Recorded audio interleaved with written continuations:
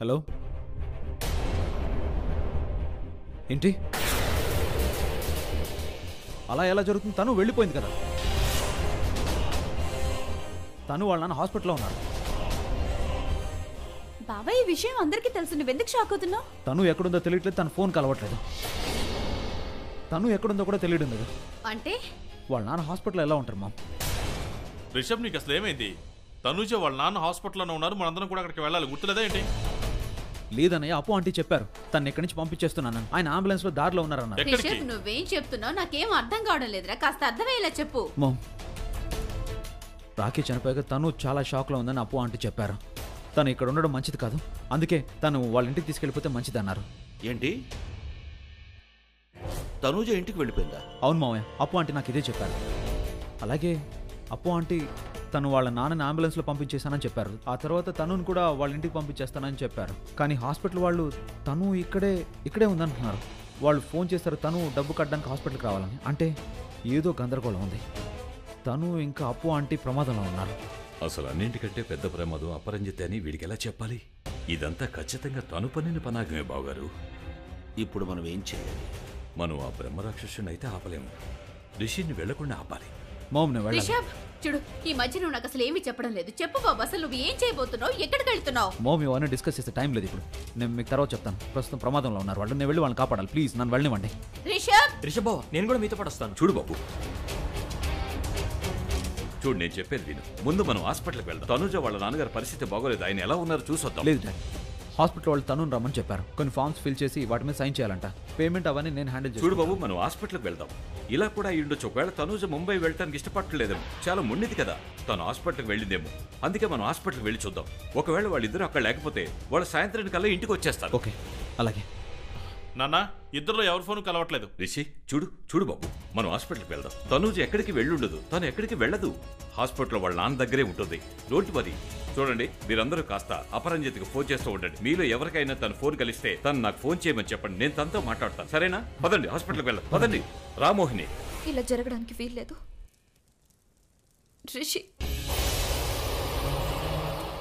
రిషి ఆ విధంగా చెప్పుండడు. నువ్వు కావాలి అనుకుంటే అతన్ని అడగచ్చు, కానీ అతన్ని అడిగే వరకు నువ్వు ప్రాణాలతో ఉండలేవు.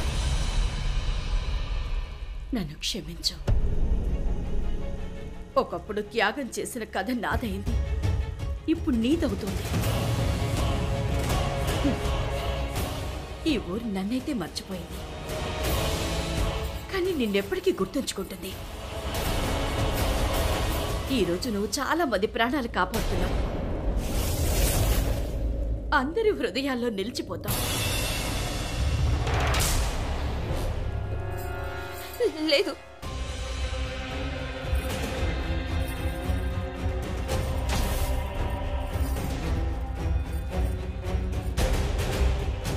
రిషబ్ని తప్పుగా అర్థం చేసుకోకు. తను నిజంగా చాలా మంచి అబ్బాయి. తను తన కుటుంబాన్ని చాలా ప్రేమిస్తాడు. వాళ్ళ కోసం ఏ పైనైనా చేశాడు. ముందే చేశాడు. రిషబ్ ఇదంతా తన కుటుంబం కోసమే చేశాడు కదా. మరి నువ్వు తన కుటుంబంలో వ్యక్తివి కాదు, తన ప్రేమవి కాదు. నువ్వే నాకు చెప్పావు కదా, మీరిద్దరూ చేసుకున్న పెళ్లి అంతా నాటకమని, రాఖీ కోసం చేసుకున్నావన్నారు కదా. కానీ నువ్వు ఇది కూడా చెప్పావు, నువ్వు తనని ప్రేమిస్తున్నాను అన్నావు. అందుకే నిన్ను రిషబ్ నాకు అప్పగించినప్పుడు నువ్వు మనస్ఫూర్తిగా సంతోషంగానే ఇలా నీ ప్రేమ కోసం ఇవన్నీ చేస్తావనుకున్నాను. ప్రేమంటే పిచ్చిదంటారు కదా, ఆ ప్రేమ ఒకవైపే అయితే చాలా ఎక్కువ ఉంటుంది.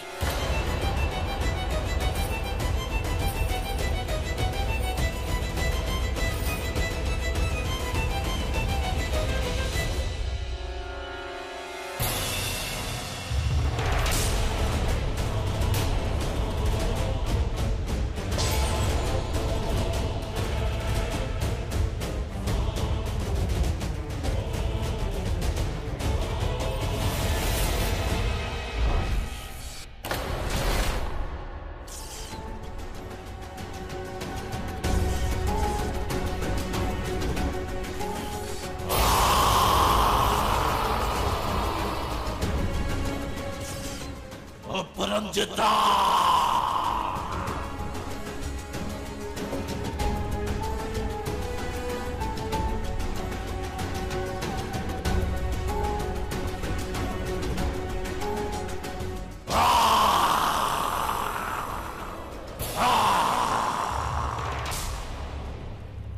అయితే నేను త్యాగం చేయాలని మీరు కోరుకుంటున్నారా? కాదు, నేను కాదు, రిషబ్ కోరుకుంటున్నాడు.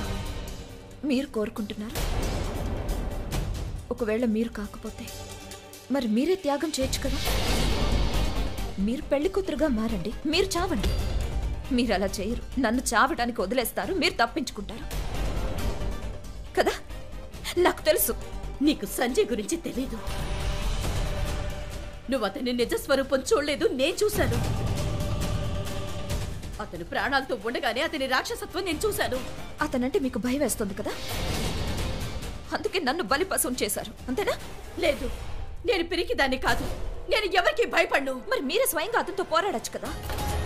ఊర్లో వాళ్ళకి మంచి చేయాలనుకుంటున్నారు, అవునా? మరి అతని ముందుకి మీరే స్వయంగా వెళ్ళండి. మీరే చెప్పారు కదా అతను హంతకుడు, చాలా మంది భార్యలని చంపాడు అని. మిమ్మల్ని కూడా చంపబోయారన్నారు కదా. మరి మీరే ప్రతీకారం తీర్చుకోవచ్చుగా. మీలో ఉన్న ఆ కసి ఏమైంది? ఆడదే ఒక ప్రపంచానికి జన్మనివ్వగలుగుతుంది, అలాగే ఒక చెడు ప్రపంచాన్ని, ఆ రాక్షసుని నాశనం చేయగలుగుతుంది. అవును, అతను చెడ్డవాడే. అతను చావాలి, కానీ నేను అతన్ని ఒంటరిగా చంపలేను. చంపటానికి ఒకరు కావాలి, అలాగే ఇంకొకరు చావటానికి కావాలి. అది చావబోయేది నువ్వే. నువ్వు బలవుతున్నావు. ఇలా బలవమని నిన్ను నీ భర్తే పంపించాడు. చాలు చాలు, ఒకటే విషయాన్ని ఇలా ఎన్నిసార్లు చెప్తారు? బాధగా ఉందా? ఆ? బాధ కలిగింది కదా. చాలా బాధ అనిపిస్తుంది. భర్త మనం కోరుకున్నట్లుగా లేనప్పుడు బాధ కలుగుతుంది. నాకు కూడా చాలా బాధ అనిపించింది. నా భర్త కూడా ఇలాగే చేశాడు. నీ జీవితంలో ఇలాంటి భర్త ఉన్నాడు, కానీ నేను అనుభవించిన బాధ నీకు మాత్రం లేదు. మనిద్దరికి చాలా తేడా ఉంది. మనిద్దరికి చాలా తేడా ఉంది. నేను నా బాధను చంపుకోవడానికి మరొకరిని ఇంతలా బాధ పెట్టలేను. ఏ అమాయకురాలి ప్రాణాలు తీసుకోలేను. మీలాగా ఎవరిని మోసం చేసి చంపలేను, అలాగే అబద్ధం కూడా చెప్పలేను. మోసాన్ని అంతం చేయడానికి, నిజాన్ని ఎదుర్కోవడానికి నాలో చాలా ధైర్యం ఉంది. నా ప్రాణాలు పోయినా సరే నేను నా పోరాటాన్ని స్వయంగా చేస్తాను. కానీ మీరు ప్రాణాలు తీసే వాళ్ళల్లో ఉన్నారో, ప్రాణాలు ఇచ్చే వాళ్ళల్లో ఉన్నారో ఎవరికీ అర్థం కాదు. కానీ నేను అందరికీ అర్థం అవుతాను. సరిగ్గా చెప్పారు మీరు. మన ఇద్దరికి చాలా తేడా ఉంది. చాలా తేడా ఉంది నాకు ఇంకా రిషికి. చాలా తేడా ఉంది.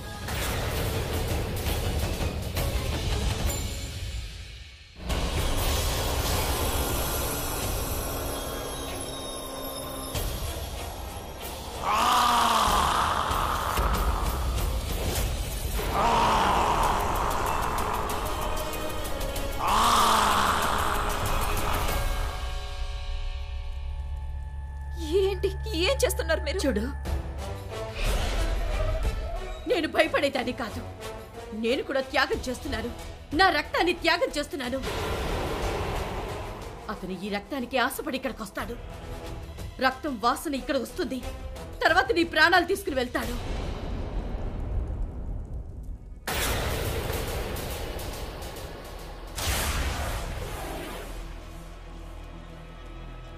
అతనికి రక్తం వాసన వస్తుంది, కానీ నిన్ను చూస్తాడు. రావటానికి నన్ను చంపటానికి వస్తాడు, కానీ నిన్ను చంపుతాడు.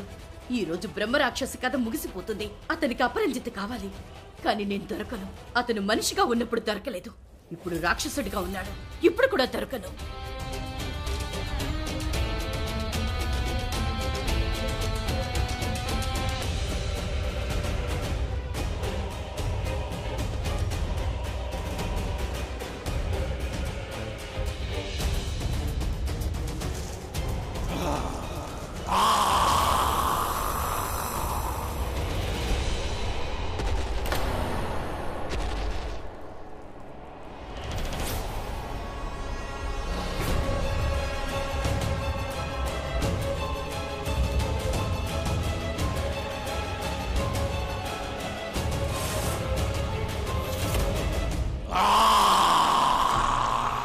ఆవిడెక్కడికి వెళ్ళింది?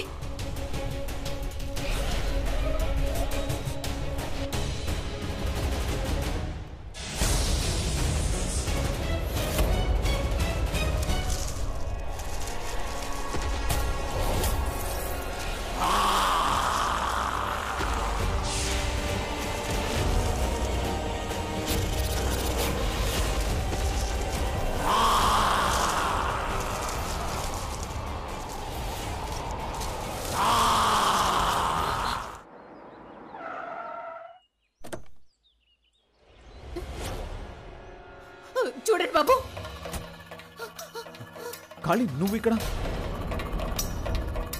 అతను వచ్చాడు. అతను వచ్చాడా? ఏమైంది మీకు? అతను వచ్చాడు. ఎవరు? ఆ బ్రహ్మ రాక్షసుడు. ఎక్కడికి? అదే ఆ రాక్షస స్థలానికి. అది అతను నీ తనుజని తీసుకెళ్ళాడు బాబు. తను అక్కడుందా? డాడ్ నేను వెళ్ళాలి. రిషి ఎక్కడికి రండి, వెళ్తున్నావు? రండి. చాలా ప్రమాదం ఉంది. డాడ్ అక్కడ తను ఉంది. తను చనిపోతుంటే నేను చూస్తూ ఊరుకోవాలా? రిషబ్ చెప్పింది నిజమేనండి. తనుజ చాలా సార్లు మన ప్రాణాలు కాపాడింది. ఈ రోజు తను ప్రమాదంలో ఉంటే మనం కాపాడాలి. పదండి వెళ్దాం. పదండి పదండి, త్వరగా పదండి.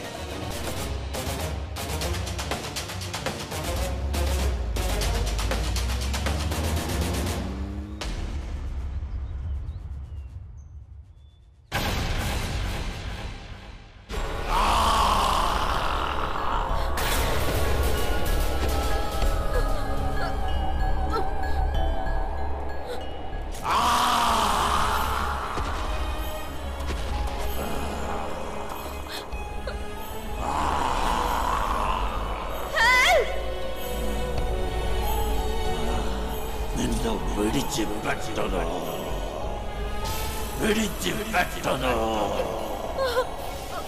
విడిచిపెట్టను, విడిచిపెట్టను.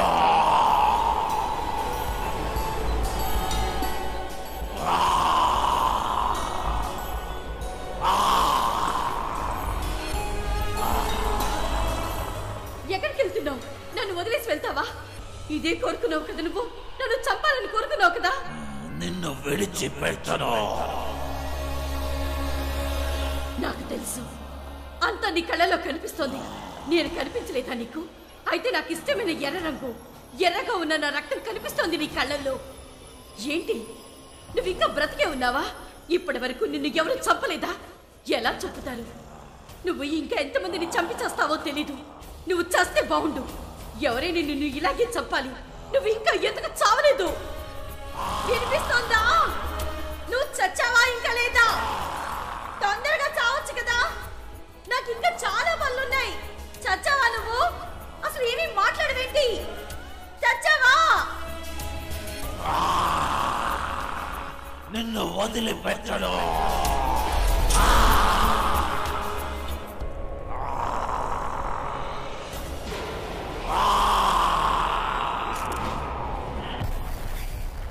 చంపు నన్ను, చంపు.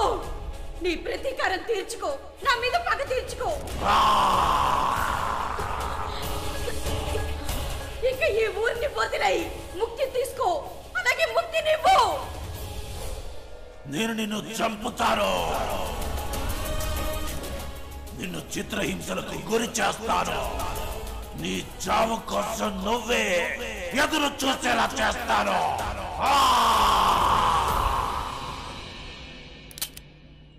అనే ఆ బుల్లెట్స్ వల్ల ఏమీ కాదు. రిషబ్ ఈరోజు ఏదో ఒకటి చేసి ఆ రాక్షసుని చంపాలి. అలాగే అతను వదిలేకూడదు. నానా, ఇది మీ దగ్గర ఉంచుకోండి. అమ్మా, యోగ్ నాకు కాల్చడం రాదు. అమ్మా నాకు తెలుసు, నాన్న ఉన్నారు కదా, చూసుకుంటారు ఆయన. నాన్న అమ్మకు చెప్పండి.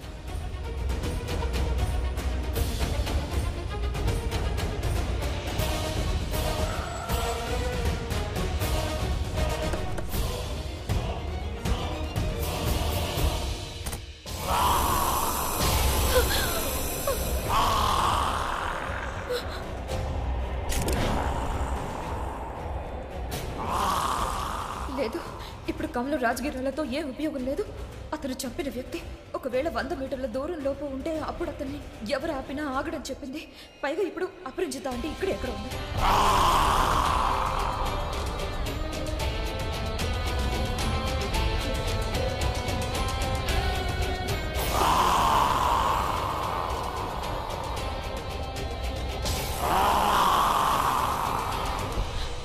నువ్వు చావు నుంచి తప్పించుకోలేవు.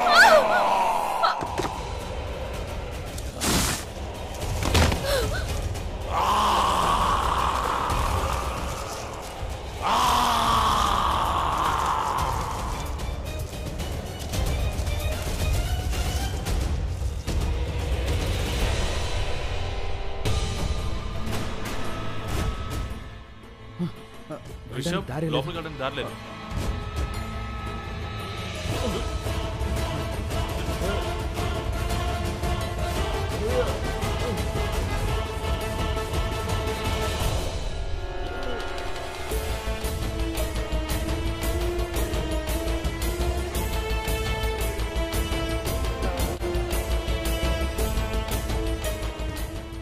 రిషబ్ అది చాలా బరువుగా ఉన్నట్టుంది, అది కదలదు. మరేం చేద్దాం మామ్?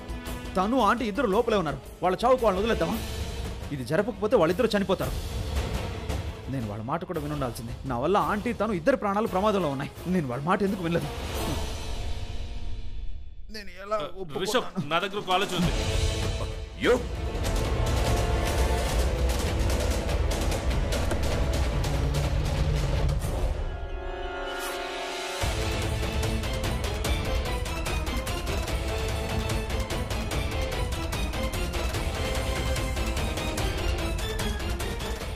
నాన్న ఒక్క నిమిషం. రిషబ్ అది తెరుచుకోవాలంటే ఒకటే మార్గం ఉంది, డైనమైట్. బాంబా అనే తను అప్పు అంటే ఇద్దరు లోపల రిషబ్ ఆ ఉన్నారు. రాక్షసుడు కూడా లోపలే ఉన్నాడు. బాంబు పేలితే ఇద్దరు చనిపోతారు. ఇది తెరుచుకోకపోతే ఖచ్చితంగా చచ్చిపోతారు ఇద్దరు. ఒకవేళ తెరుచుకుంటే 1% బతికే అబ్బా, అవకాశం యోగ్ ఉంటుంది కదా. చెప్పేది నిజమే బాబు. తను చేయని అయ్యో కానీ అయ్యో మీరు యోగ్ నాపండి. పదండి పదండి, వెనక్కి పదండి. రండి రండి రండి. వెనక్కి వెళ్దాం. పదండి. వెనక్కి రా. రిషి రా. రిషబ్ త్వరగా వెనక్కి రా. రా. డాడ్ నేను బట్టం ఆన్ చేస్తున్నాను. కేవలం 20 సెకండ్లు టైం పెడుతున్నాను.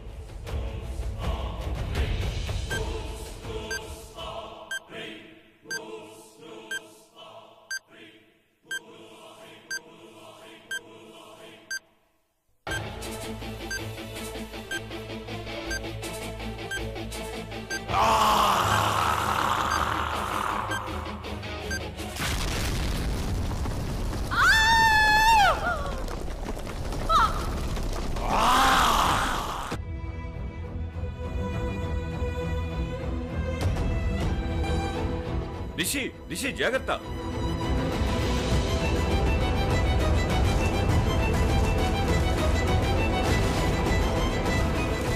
రిషబ్ తను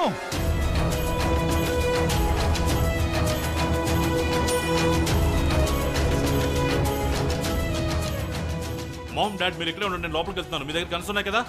ఓకే యో జాగ్రత్త. బాబు జాగ్రత్త.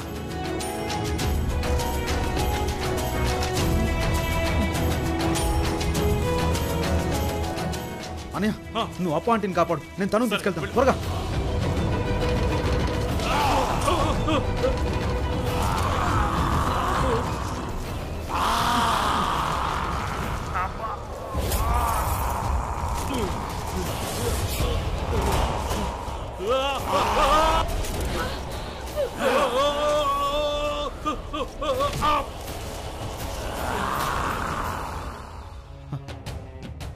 మో మీరు తను జాగ్రత్త మెల్లిగా. చూసుకోండి. రిషి, జాగ్రత్త. మెల్లిగా.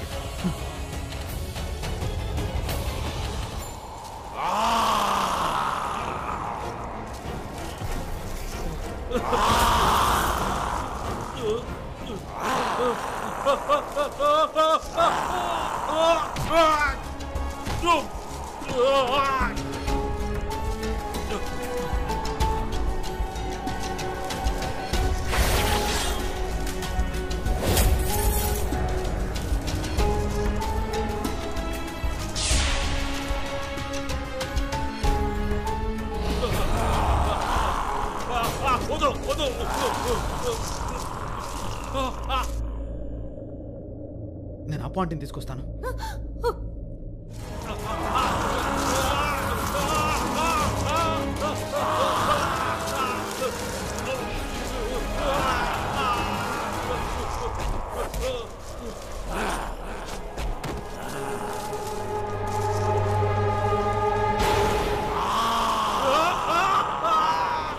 No!